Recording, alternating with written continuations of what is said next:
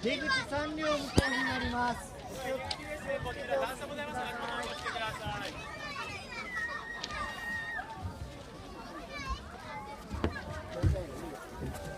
足元お気をつけください。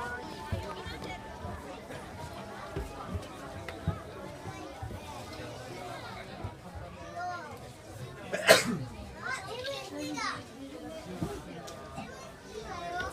ごい揺れてる。本当だね。すごい揺れてる。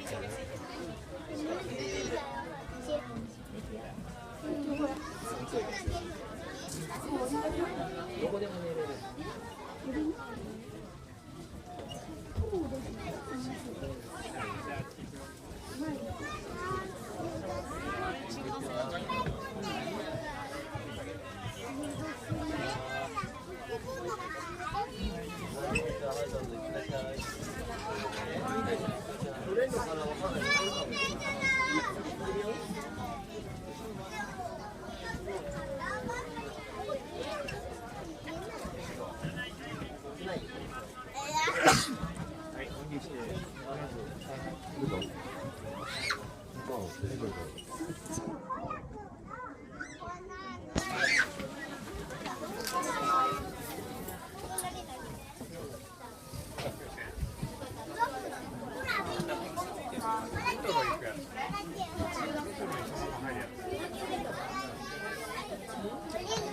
降りるよ。だから待って降りるから。今降りるとこ行ってるから。見え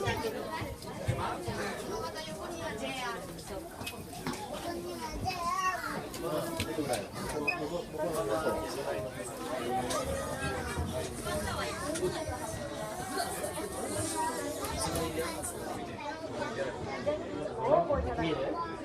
両側とか。そう。靴脱いでさ。